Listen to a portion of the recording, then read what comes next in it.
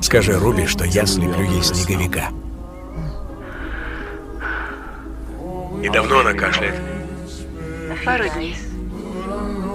Но этой ночью была сильная лихорадка, она бредила, бормотала. Дядя Джонни учит ее говорить по-цыгански. Скорее учат дурачить и красть. Да. И в бреду она произносила цыганские слова.